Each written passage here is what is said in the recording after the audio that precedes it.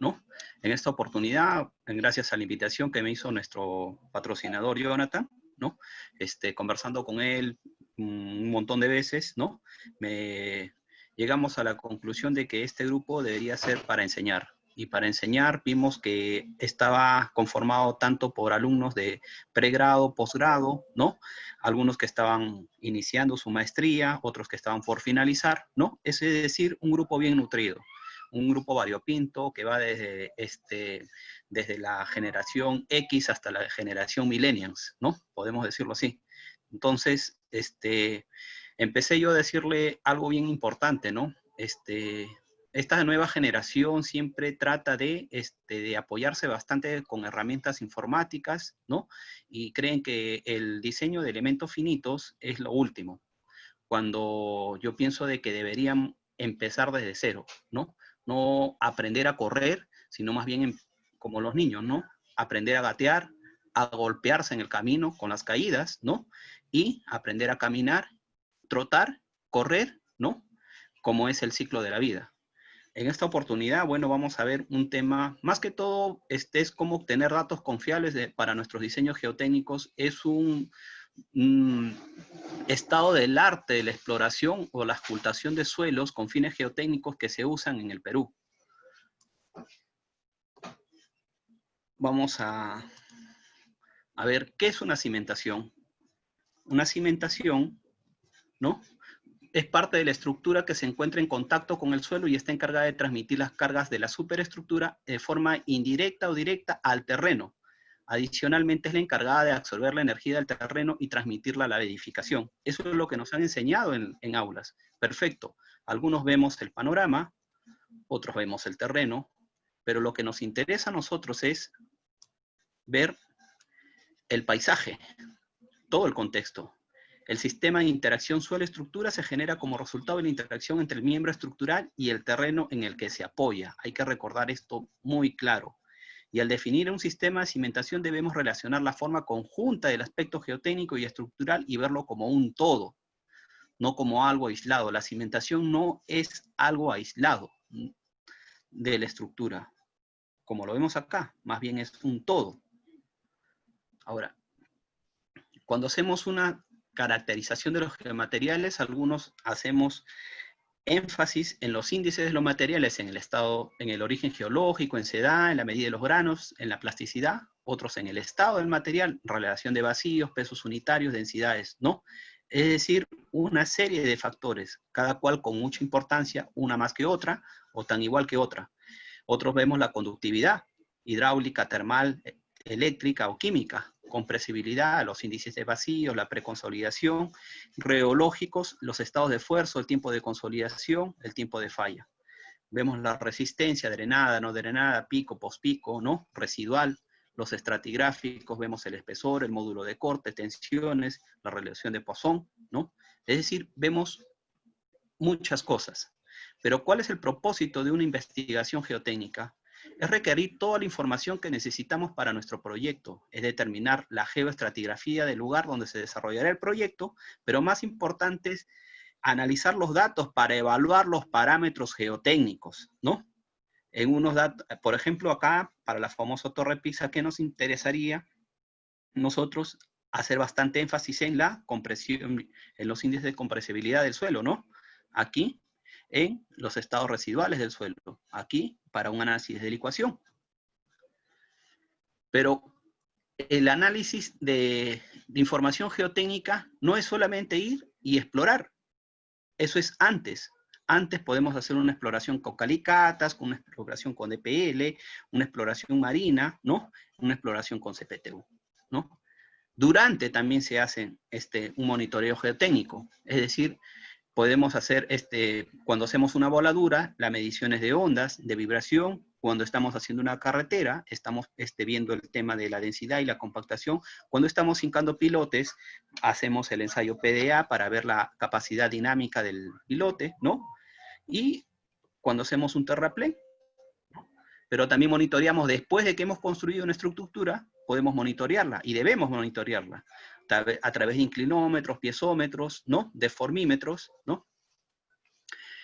Este gráfico es muy importante vemos acá, por ejemplo, en el siglo pasado empezamos nosotros con el SPT en 1900.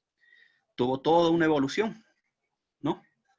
Cómo cambiaron los criterios hasta la década de los 50 del siglo pasado, ¿no? Era criterio y estaba cubierto básicamente por el libro favorito de geotecnia. Y recuerden que antes no había internet, ¿no? Tener la información era lo máximo, ¿no? Antes era quién ganaba, el que tenía mayor información. Ahora, ¿quién gana? El que usa y sabe usar la información, ¿no? Tenemos modelos probabilísticos, simulación numérica modernamente, modelos analíticos, ¿no? Pero hay algo importante en esta última etapa, ¿no? A partir del año 1980 empieza a cambiar. Estos últimos, que está redondeado, se soportan en las pruebas de laboratorio, se soportan en las pruebas de sitio y se soportan en la geofísica.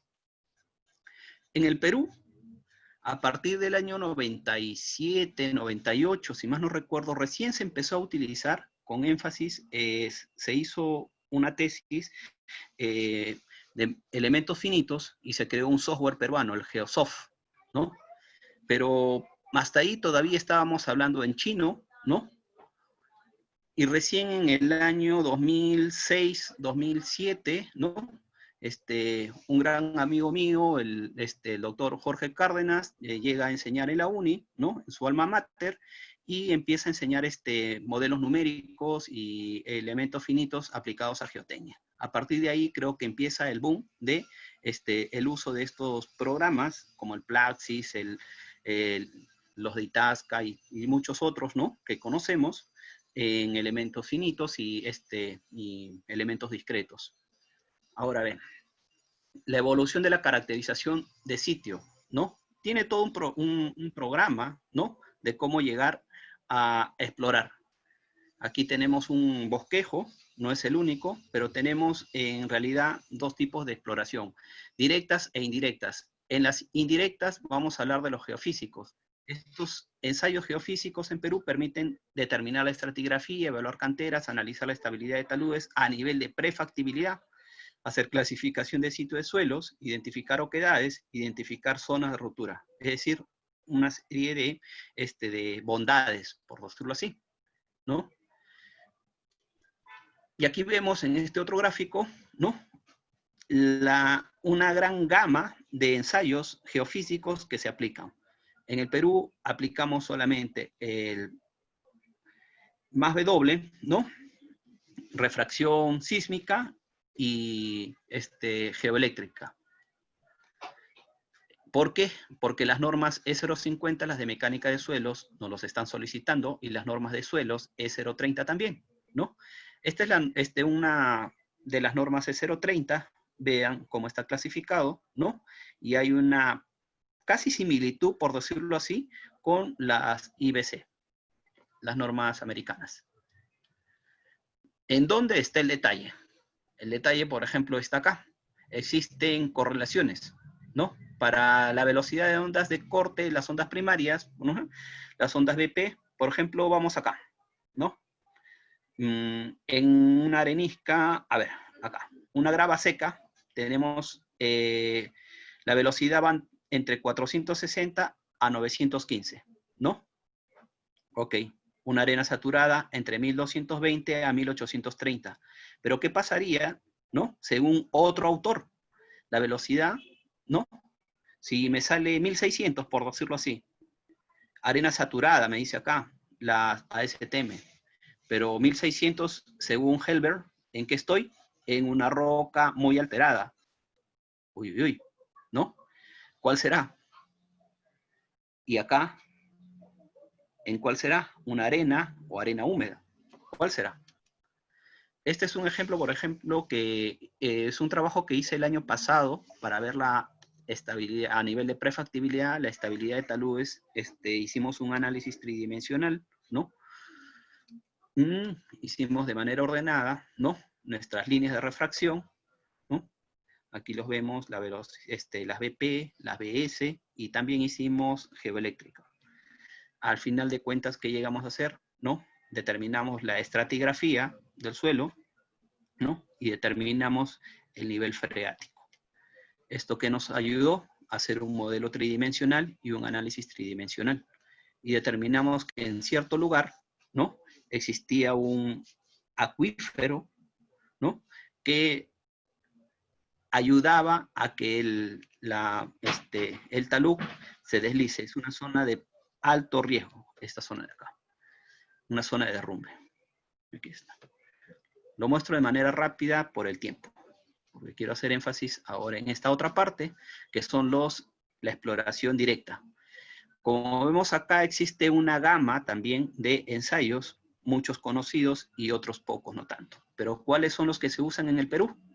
En el Perú utilizamos el SPT, el CPT, el dilatómetro no se usa. Es engañar y, por qué no decirlo también, estafar, ¿no?, a la gente, decirle que aquí en el Perú no hay un aparato de dilatómetro, tampoco hay el de presudímetro.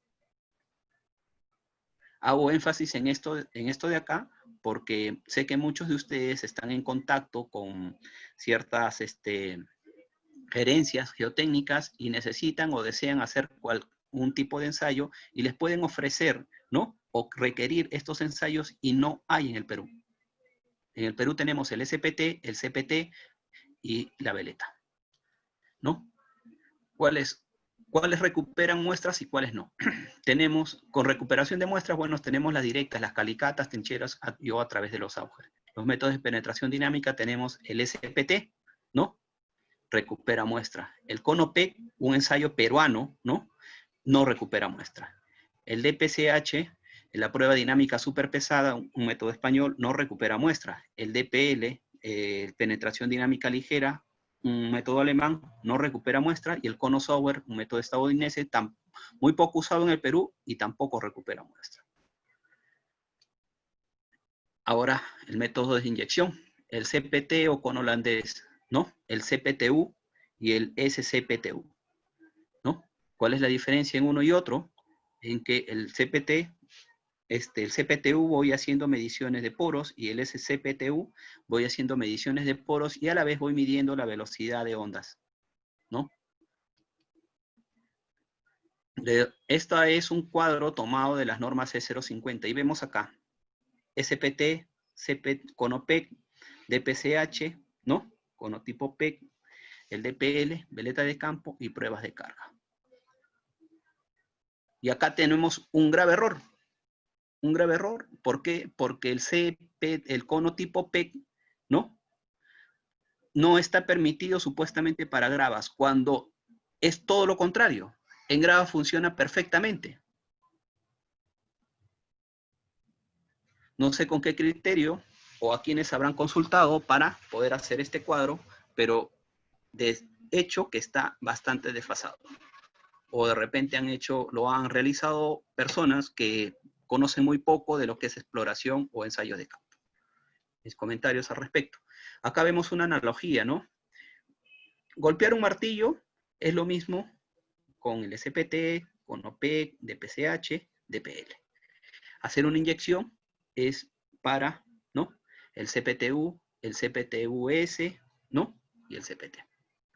Entonces, tenemos esos. En el Perú, vamos a empezar ahora uno por uno.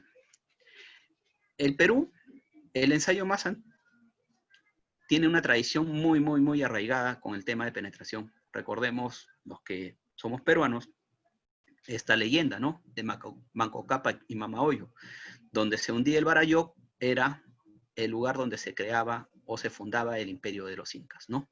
¿Qué era el Barayó? Analógicamente podemos decir que es una vara que está penetrando para encontrar un buen suelo. Entonces, esto tiene también su historia, ¿no? No quiero redondarla, pero sí les puedo decir que es un método de auscultación muy barato y sobre todo muy versátil y fue reconocido recién en el año 97, ¿no?, en las normas E050, ¿no? Muy versátil, ligero, se puede usar en lugares muy reducidos, es maniobrado por 2 personas, su operación no es complicada y su número de golpes N10 puede ser correlacionado con el número de golpes del SPT, ¿no? No recupera muestras y solamente debe de usarse hasta los 3 metros de profundidad. ¿Por qué a los 3 metros de profundidad? Porque a medida que vamos ingresando esta varilla, ¿no? Va penetrando, ¿no? Va a haber cierta presión, ¿no? Que va a agarrar esta varilla y no me va a permitir, ¿no? Después sacarla, ¿no? Entonces, se comporta perfectamente hasta los 3 metros. ¿Y por qué hasta los 3 metros, digo yo, no? Porque vamos a suponer de que sea una edificación ligera, una casita, ¿no? Algo no tan convencional, y el DPL me puede dar resultados muy, muy buenos, ¿no? Su uso incorrecto, utilizarlo en un suelo gravoso, no es el adecuado. Su uso correcto, ¿no? Acá tengo la calicata, ya vi el nivel freático, hasta llego, y al lado de ella, ¿no? Realizar el ensayo. El cono Sowers, ¿no? Se desarrolló en el 56 del siglo pasado, ¿no? Y se usa para la exploración superficial de suelos. Muy versátil, casi igual como el DPL, ¿no? Pero ¿qué vemos acá? Acá tenemos una correlación del SPT y el cono Sowers. Esta es su aplicación. Ya se ha dejado de usar acá en el Perú, ¿no? Porque comúnmente utilizamos el SPT o el DPL, que son más rápidos, ¿no? Acá vemos un formato de sondaje, porque esta caracterización, ¿de dónde la saqué? De la calicata, porque recordemos que el DPL no extrae muestras. Entonces acá tengo el número de golpes del DPL correlacionado con el número de golpes del SPT, la descripción de la densidad del suelo, ¿no? Su gráfica, ¿no? Y la densidad versus la profundidad. ¿Ok? Ahora sí, acá viene lo más interesante. El ensayo SPT. Este ensayo se viene utilizando desde la década de los 20 del siglo pasado, pero no es hasta la década de los 40 donde su uso se generaliza a nivel mundial luego de haberse realizado el primer Congreso Mundial de Mecánica de Suelos y Cimentaciones en Estados Unidos. ¿Y quién fue, por decirlo así, el creador, ¿no? O el que tomó la posta o aplicación de este ensayo para la que la geotecnia fue el padre de la geotecnia, Carter Say y Arthur Casagrande, ¿no? Es un ensayo muy versátil, por ejemplo, acá lo vemos realizándose en un ambiente cerrado, también se utiliza para exploraciones near shore, ¿no? En el mar, ¿no? Aquí, bueno, en costa, ¿no? Este es el gráfico de cómo se realiza el ensayo. Voy haciéndolo, una pequeña perforación o retiro de material, y ahí voy hincando cada 15 centímetros. Primero, segundo, y tomo los resultados de los últimos 2 ensayos, ¿no? De los últimos 30 centímetros. Este es el equipo. Muestro el equipo con sus accesorios por algo muy importante, ¿no? Acá tenemos el martillo, ¿no? Las barras guías, este es el chopping big, este es un adaptador que se creó en la empresa MR, justamente para hacer este ensayo SPT en suelos de la selva peruana. Ahora es un aditamento más que lo han tomado con fuerza nuestros amigos colombianos y brasileños. Aquí vemos, por ejemplo, la gran cantidad de martillos que existe, ¿no? El tipo dona, el martillo el vacío, ¿no? El neumático, y este es el que se usa más en el Perú. Ojo, ojo, y acá estamos con el mostrador de caña partida. ¿Por qué les muestro el martillo? ¿No? Esta es una forma de avance, puede ser a través de auger o a través de del washboarding, ¿no? Lo cual lo permite la norma, pero y acá, bueno, está el chopping big, una bomba, que va a, como se dice en criollo, ¿no? En peruano, va a chisguetear el suelo y va a subir, ¿no? Y va a permitirme avanzar. No recomiendo utilizar este método de avance, si bien es cierto, es bastante rápido y bastante barato, pero no lo recomiendo en el sentido de que altera la muestra, ¿no? Aquí está la bomba, el depósito de agua, el pin big, ¿no? Está. Y acá tenemos la última clasificación de suelos en base al número de golpes del SPT para arenas, ¿no? Y observen acá, el N160 del SPT y acá el N60 del SPT. y el N60 LSPT, tanto para arenas, arcillas, y lo que último que se ha adicionado es para rocas blandas. Esta es la designación. El N60 LSPT corregido para el 60% de la energía teórica de caída libre. 60% de energía teórica de caída libre. ¿Qué quiere decir esto, señores? ¿Cómo medimos o cómo corregimos? Esto acá en el Perú todavía no se está aplicando. ¿Cuáles son las correlaciones del NSPT? ¿No? Con el esfuerzo cortante. Acá tenemos número de golpes, ¿no? Y acá podemos correlacionarla para la resistencia última, ¿no? Por diversos autores, Software, Terzaghi, y para diversos materiales. Este cuadro lo encontramos en la literatura clásica de todos los libros de geotecnia, ¿no? Incluso nos da una fórmula aproximada para el ángulo de fricción. Este es un error muy importante. Ojo, porque ya no hablamos ahora, miren, de el N60, sino del N'70. Vean ustedes. ¿Ya? Esto de acá es un recuadro donde me he permitido, ¿no?, poner las diversas fórmulas que podemos encontrar en un libro muy clásico de geotecnia, que es el libro de Brajadas, ¿no? Y encontramos estas formulitas para hallar el ángulo de fricción. Y cada uno de ellos tiene sus restricciones, evidentemente, y cada uno de ellos tiene sus aplicaciones. Y hay que saber, ¿no? El N160 aparece por acá. Por acá, en todos está el N160. Pero no es la única, no son las únicas. Siempre hay que investigar e ir un paso más adelante. Miren, ve todas estas fórmulas para hallar el ángulo de fricción. Es decir, desde ya, ¿cuál es el ángulo de fricción recomendable cuando yo realizo mi ensayo SPT? Tengo, al ojo, acá puedo contar 20, más los 6 anteriores, 26 ángulos de fricción distintos. Pero ¿cuál es el adecuado que voy a utilizar para mis diseños? ¿No? Aquí hago mi número de golpe, mi ensayo, ¿no? Profundidad, número de golpes N, las correcciones del caso, ¿no? Y el hallo el N60. Este es un formato de presentación. Clásico. Ahora, aprovechando de que yo hice, ¿se acuerdan? Un pequeño avance o una pequeña perforación por washboarding o por auger, ¿no? O el mismo retiro de de muestras que hice con el mostrador de caña partida, puedo aprovechar yo para hacer el ensayo de veleta. El ensayo de veleta no es más que conocido como el torquímetro, ¿no?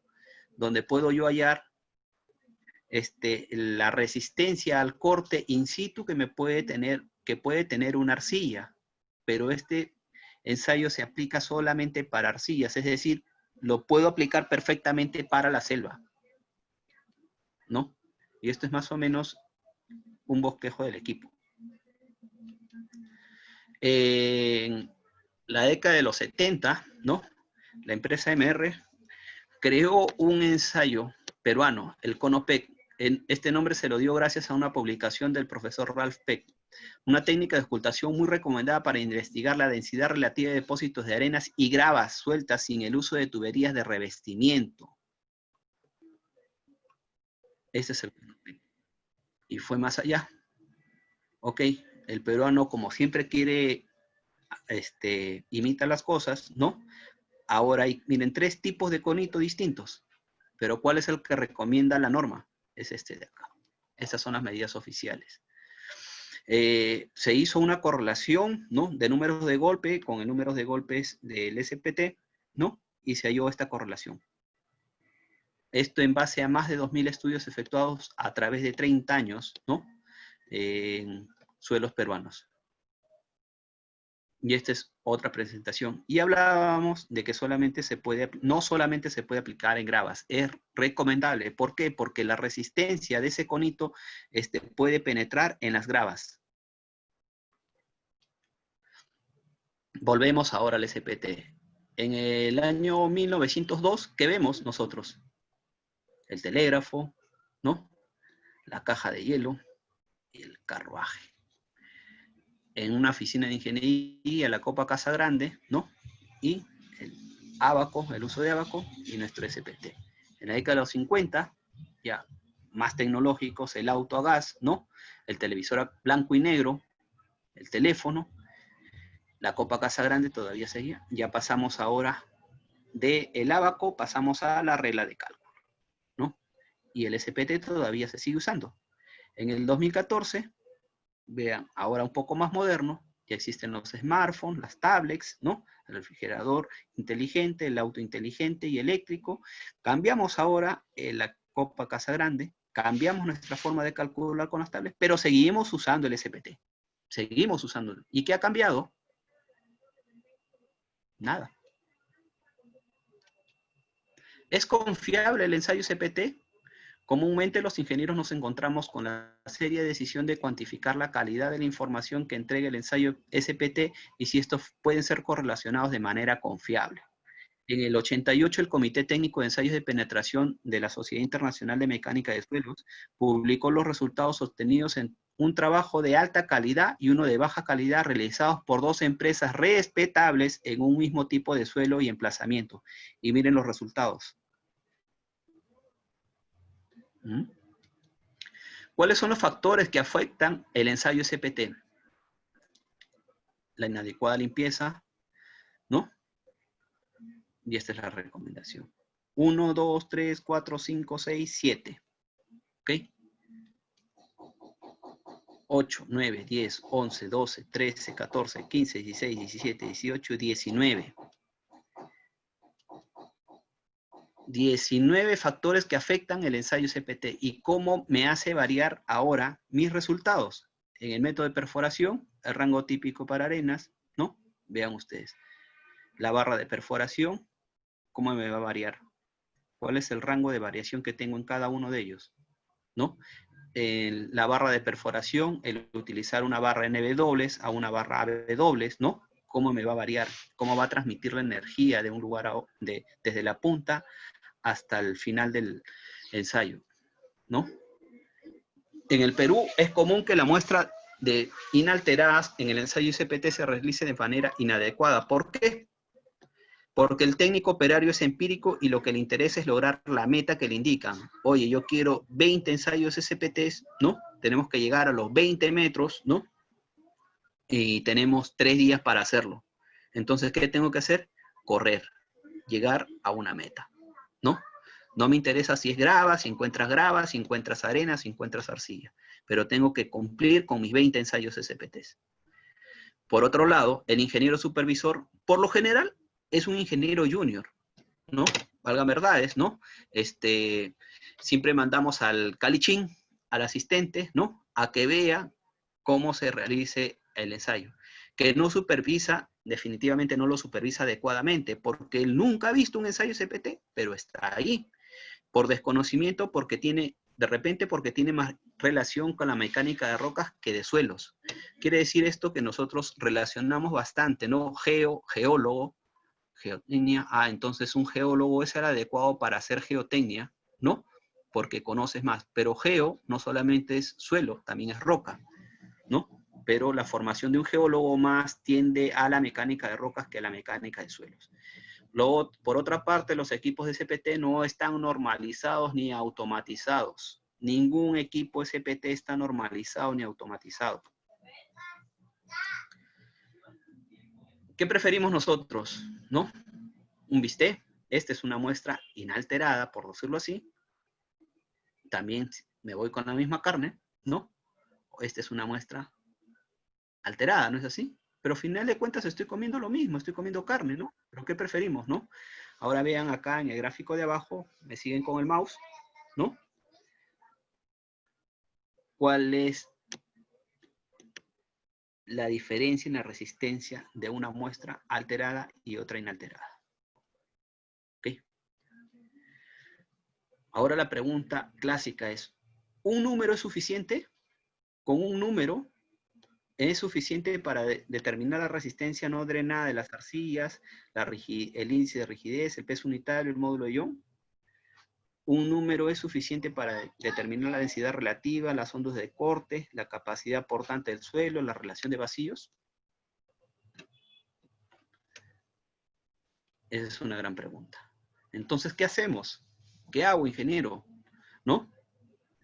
La respuesta es hacer bien las cosas desde un inicio y estar capacitado y preparado y actualizado en conocimientos para poder afrontar los problemas.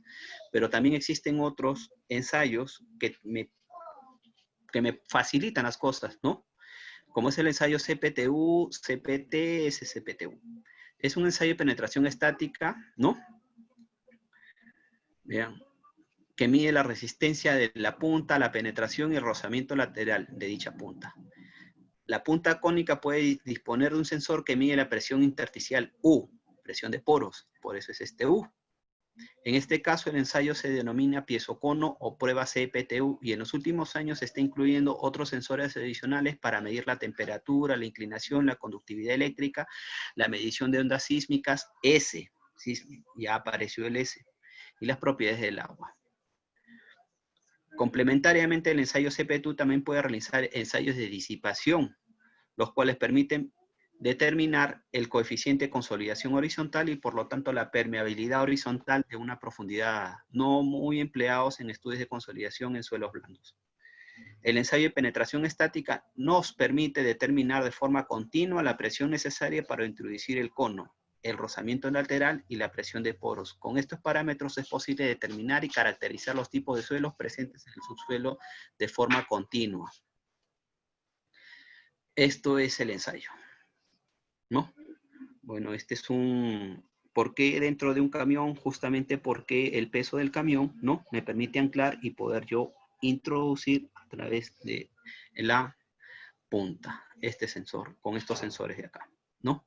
Pero también puedo adaptarlo. Y este es el que tenemos en MR, el CPTU, ¿no? Esto es, si más no recuerdo, en el año 2011 en la Universidad de Ica. Esta es en la Facultad de Pesquería.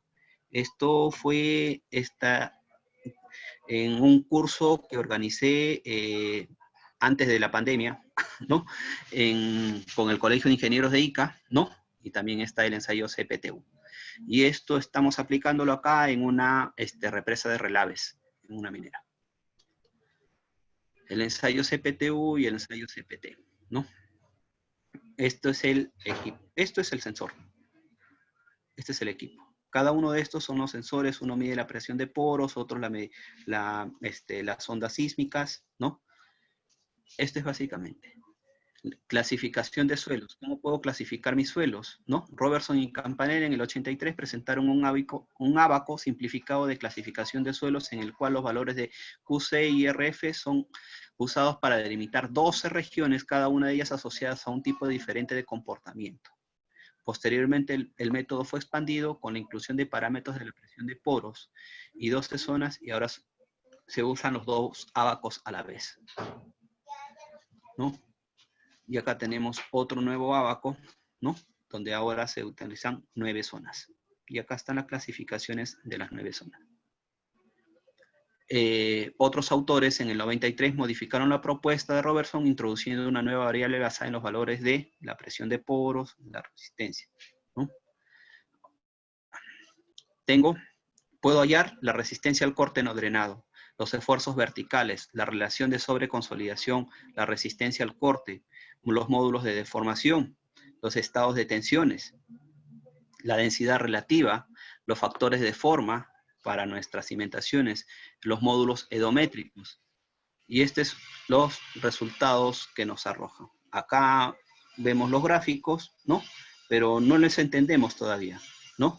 Esto es, hacemos el golpe y y nuestro sensor va midiendo la velocidad de ondas en el cono sísmico, ¿no? El piezocono, el SCPTU, ¿no? Vemos nuestra resistencia, ¿no? A la punta, a los poros, la velocidad de ondas, ¿no? La fricción. ¿Cómo lo hallamos ahora? ¿Qué aplicaciones tenemos? Podemos hallar la presión de sobrecarga efectiva, porque podemos hallar, ya les dije, el ángulo de fricción y la resistencia a la punta, ¿no? y a la profundidad y podemos hallar nuestra presión de sobrecarga efectiva. Es decir, este dato, con este dato nosotros le podemos decir a nuestro ingeniero estructural, espérese señor, usted no puede poner 2 pisitos más, como piensa. En los 5 pisitos, ahí nomás quédese. ¿Por qué? Porque nuestro suelo no va a resistir. ¿No? Podemos nosotros determinar los ensayos de carga para los pilotes. Hoy también podemos modelar una solución continua para los mismos. Podemos también determinar la carga axial de los pilotes, ¿no? Y la respuesta a la rigidez de los mismos con este ensayo. Ahora, ¿qué método de ocultación geotécnica usar? Definitivamente el más rápido, el más económico, el más eficiente, el que dé data de los estratos de manera continua, el que nos dé múltiples parámetros de manera confiable, el que se pueda hacer logueado directamente y nos pueda reportar en tiempo real las condiciones del suelo, el que permita tomar decisiones de manera rápida, el que nos pueda ayudar a proporcionar datos geofísicos, el que permita realizar modelos 2 y 3D de manera confiable, ¿no? Y es aquí donde entra nuestro programa, el Plaxis, y el que permita diseñar de un factor de seguridad más razonable, y el que permita realizar diseños más económicos y factibles. Es decir, aquí, este es la carnecita, el ADN de la presentación, ¿no? Yo deseo el perfil geotécnico, el perfil del suelo. Con el SPT tengo una confiabilidad alta, el CPT, alta, el CPTU, alta, alta, ¿no? Historia de tensiones con el SPT no lo puedo hacer. Con el CPTU tampoco. Con el CPTU y el SCPTU sí. Vean ustedes. Ahora este otro cuadro. Vean ustedes acá. Estos son mis parámetros geotécnicos. ¿Ok? Este es el ensayo. ¿Quién es más confiable que el otro? Se usan en Perú. DPL, software, CPT, CPTU, SCPTU, el dilatómetro, ¿no?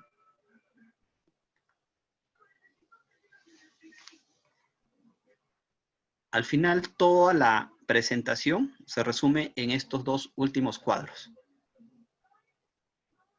¿Pero de qué me sirve hacer todo eso, ingeniero? Pues, ¿no?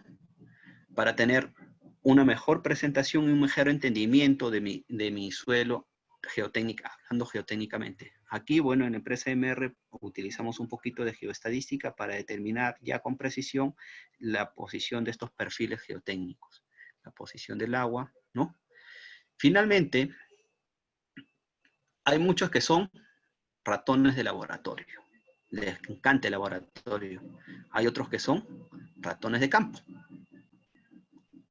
Hay otros que son ratones de biblioteca, sin lugar a dudas.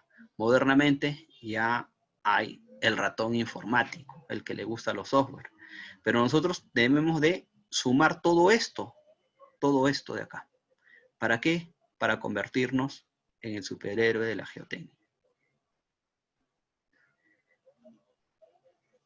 Bueno, gracias muchachos por la oportunidad de expresarme y espero haberle ayudado en un poco si tienen alguna consulta, alguna pregunta, vamos a ver por acá, ¿no? ¿No se escucha bien? Dice. ¿Se escucha bien? ¿No se escucha bien?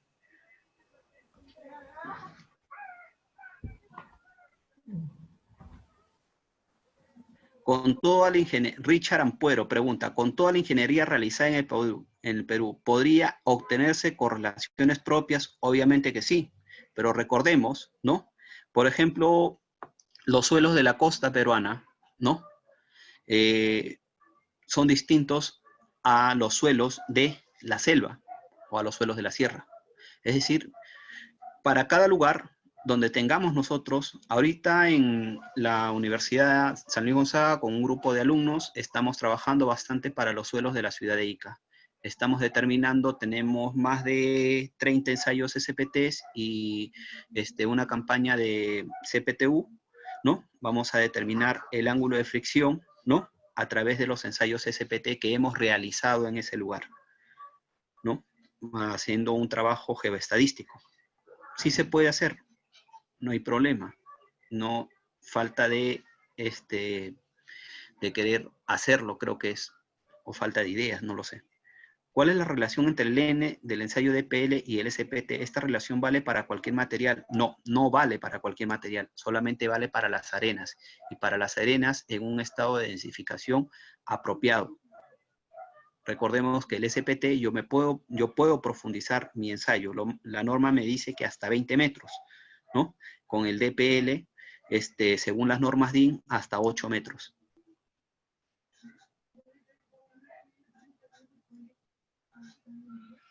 Se ha comprobado sus resultados de los ensayos CPTU con los obtenidos con otro equipo como el de Conetes o Fugro. Nosotros tenemos tenemos el mismo, Fugro es una empresa, holandesa, ¿sí? A ellos fuimos que les compramos nosotros el equipo, lo hemos traído desde Holanda, puesto acá en el Perú con desaduanaje y capacitación por ellos mismos. Nos costó en el año 2015 cerca de $100,000. Conozco los equipos de Conetex, pero no nos interesa correlacionarlos. ¿Por qué? Porque cada uno tiene su know-how propio. Con el equipo que les he mostrado, nosotros podemos llegar hasta la punta del cerro e ingresar hasta, como lo he mostrado, hasta una presa de relaves, ¿no? El equipo de Conetex, no sé si puede hacer eso, pero sí lo puedo garantizar es que nosotros desde el inicio, desde el nivel de terreno natural, desde ahí podemos hacer el empuje. El equipo de Conetex no está apropiado para poder hacer perforaciones. Esa es una gran ventaja, porque el equipo que nosotros tenemos también lo hemos utilizado para hacer ensayos en offshore, es decir, para los muelles y los distintos puertos que hay acá en el Perú.